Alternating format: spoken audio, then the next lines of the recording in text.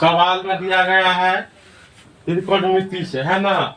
इसमें सवाल में क्या कर रहा है, एक त्रिभुज है जो क्या है, समकोण। तो समकोण एक त्रिभुज है जिसका समकोण कितना डिग्री पर बनता है, बी पर क्या बनता है, समकोण, है ना।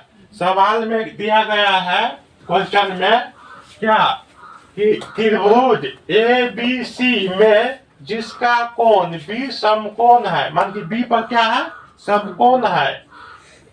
ए बी का मान इतना और बी सी का जो भुजा है इसका मान इतना, तो निम्नलिखित का मान ज्ञात करें। इस सभी को मान हम क्या करेंगे, ज्ञात करेंगे। तो पहले हम क्या करेंगे, इसका फिगर बना लेंगे, अच्छा रहेगा। तो क्या फिगर बताओ, समकोण त्रिभुज है ना, क्या बना लेंगे हम, एक समकोण त्रिभुज को निर्माण करेंगे। हो गया। कितना कोण जो समकोण है क्या चीज पर बनता है, कोण कितने, बी कोण पर क्या बनता है, समकोण।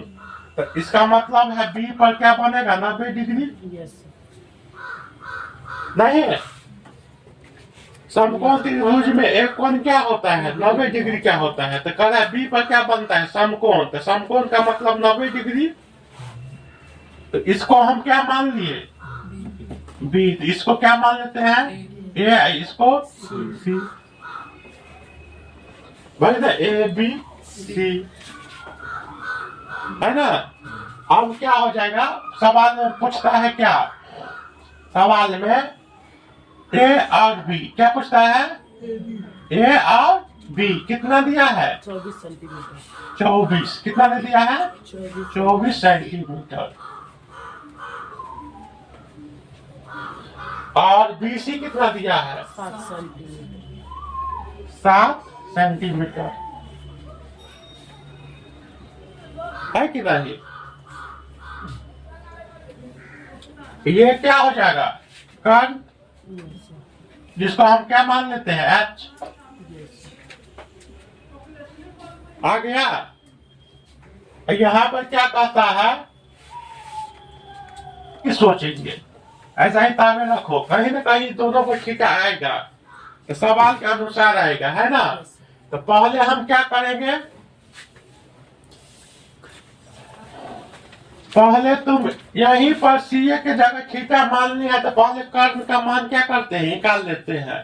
तो कर्ण का मान कैसे निकालते हैं ना, एच बराबर क्या होगा, रूट अंडर क्या होगा, बी का होल स्क्वायर प्लस बी का क्या, होल स्क्वायर, है ना। तो एच बराबर क्या हो जाएगा, बी का मान कितना है, लंब का 24 का क्या हो जाएगा, होल स्क्वायर, और बी का मान कितना है, 7 का होल स्क्वायर। तो एच बराबर क्या हो जाएगा, 24 का वर्गमूल कितना, सॉरी 24 का वर्ग कितना होगा, 576। 24 का वर्ग होगा 576, अब प्लस कितना, 49। तो जोड़ेंगे तो कितना आ जाएगा, एच बराबर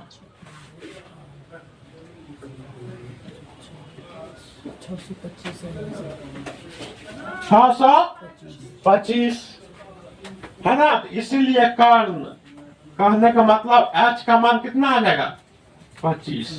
625 का वर्गमूल कितना हो जाएगा, 25। तो 25 आ गया। तो हमें क्या क्या प्राप्त हो गया, तो लिखेंगे, यहाँ पर लिख लेते, अतः एच का मान हमें कितना प्राप्त हो गया, 25, है ना। एच का मान आ गया ना 25। और यहाँ पर अब पी का मान हम सवाल के अनुसार क्या करेंगे, चलेंगे, क्योंकि पी और बी का मान क्या होता है, हमेशा चेंज होता रहता है। वो कोण के आधार पर क्या होगा, चेंज होगा। अगर थीटा का मान ए पर आएगा तो ये दोनों क्या होगा, आपस में चेंज होगा। जो आधार रहेगा वो हो जाएगा लंब, जो लंब है हो जाएगा आधार। अगर थीटा का मान सी पर आ जाएगा, है ना, तब क्या हो जाएगा, जो लंब है वो आधार, जो आधार है लंब, मान की परिवर्तन हो जाता है। अब हम सवाल के अनुसार क्या करेंगे, इसको सॉल्व करेंगे। सवाल में दिया गया है साइन थीटा, तो साइन थीटा बराबर लिखेंगे साइन थीटा क्या ए, इसका मतलब है साइन ए का जो कोण का मान है साइन ए का मान पर क्या है थीटा डिग्री होगा, है ना। क्या होगा थीटा डिग्री गया, तो यहाँ पर थीटा डिग्री गया तो इसका मतलब क्या हो गया, तो यहाँ साइन ए का रेशियो वाला अनुपात वाला फॉर्मूला क्या होता है,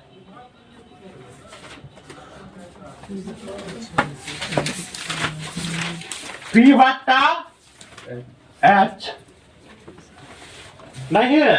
तो यहाँ पर क्या हो जाएगा बताओ, यहाँ पर बताओ आप, यहाँ पर क्या है थीटा का मान क्या बता रहा है हमें, ए पर है, जो थीटा कोण का मान कहाँ है ए पर, तो ए पर है तो इसका मतलब आधार के रूप में ये क्या है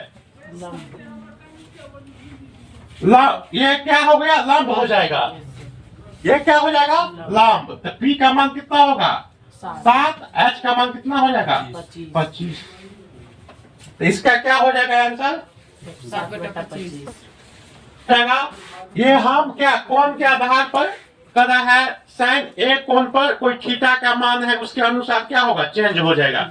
इसमें चेंज होता है सिर्फ आधार और लंब में चेंज आएगा। तो ए पर आया थीटा तो ये क्या हो गया ए के सामने वाले को लंब कह देंगे और ये क्या हो जाएगा आधार।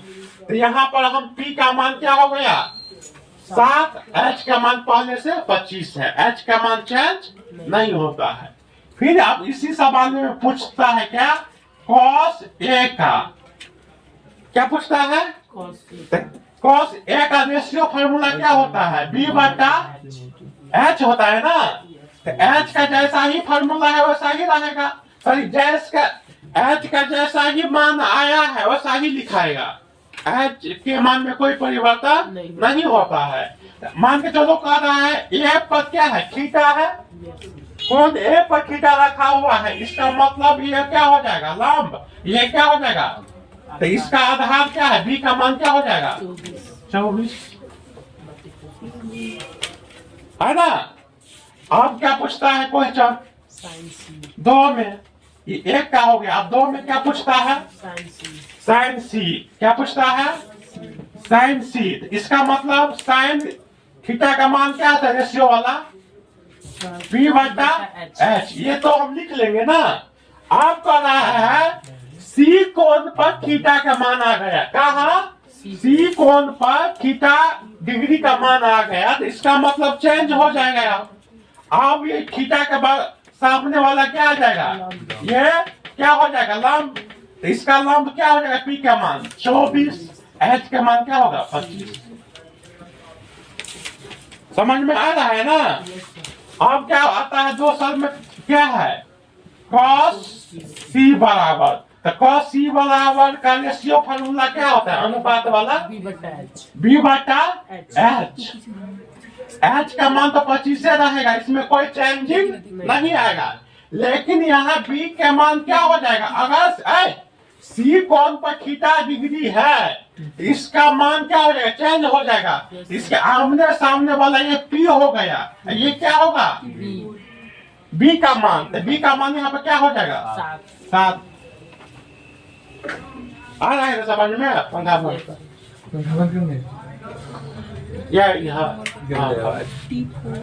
अब क्या हो जाएगा 3 में चलेंगे ना, 3 में अब क्या होता है tan ए बराबर, इसका रेशियो फॉर्मूला क्या होता है पी बट्टा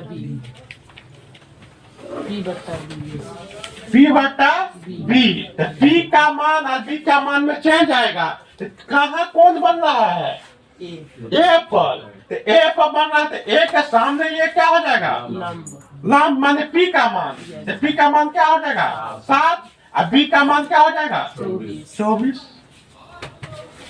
फिर क्या है tan C, तो tan का रेशियो फॉर्मूला क्या होता है P बटा हाँ P बटा क्या होता है B। तो P तो यहाँ tan C पर थीटा का मान आ गया ना, कहाँ आ गया C पर। तो ये तो C के कौन C के सामने वाला भुजा क्या हो जाएगा लंब, तो लंब का मान कितना हो जाएगा P का मान 24 है ना। इसका आधार क्या हो जाएगा? 7 हो गया। यही हमें क्या करना था, निकालना था। कैसे? तो हम कौन के आधार पर हमेशा बता रहे हैं कि कौन के आधार पर P और B का मान क्या होता है? चेंज होता है। अब कर्ण का मान चेंज नहीं होता है, अर्थात H का मान चेंज नहीं होता है। तो पूछेगा सवाल में किसका मान चेंज होता है समकोण त्रिभुज में? P और B P और B का। कहने का मतलब लंब और आधार का मान चेंज होगा। किसके आधार पर? तो कौन है ना, थीटा कोण के आधार पर उसका मान क्या होगा? चेंज होगा। चलो लिखो।